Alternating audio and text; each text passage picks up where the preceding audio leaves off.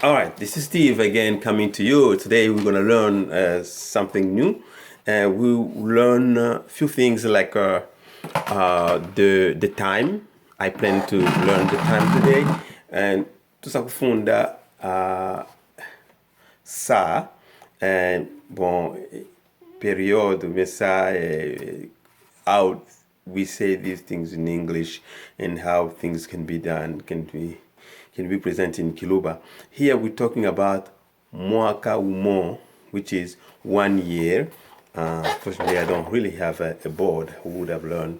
And I write down and you see what I wrote. So Mwaka umo means 1 year. Mwaka umo, 1 year. Dyuba means sun. The sun, it's Dyuba. Dyuba, it's the sun. Dyuba di Mwaka, the sun appeared. We have Kweji, which is moon. Kweji, moon. And then we have Nyenyenye, which is star, étoile in French.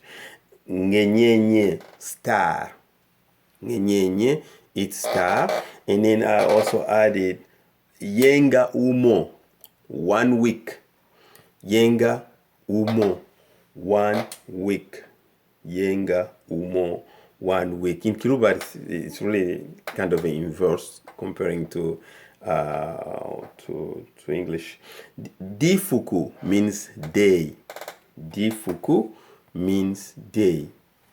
All right, so that's one of the lessons we have today. I'll repeat very quick. Mwaka umo means 1 year. Dyuba, it's called sun. And Dyuba is the sun. And then Kweji, it's the moon. Nyenyenye, it's star. Bangenyenye, it means the star.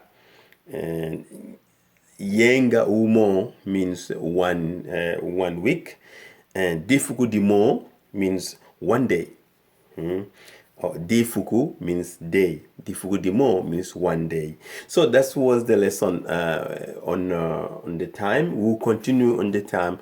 I'm trying to put things together so that we can continue. So I just decided whatever I put together, I present to you right away, so we can go forward as you come and watch the video and learn something. The most important, we need to add and really increase our vocabulary so we can be very fluent in Kiluba. So in few seconds, I will talk about what I like the most, one of the proverbs, and we take a little break, and then we'll come back and talk about it. Okay?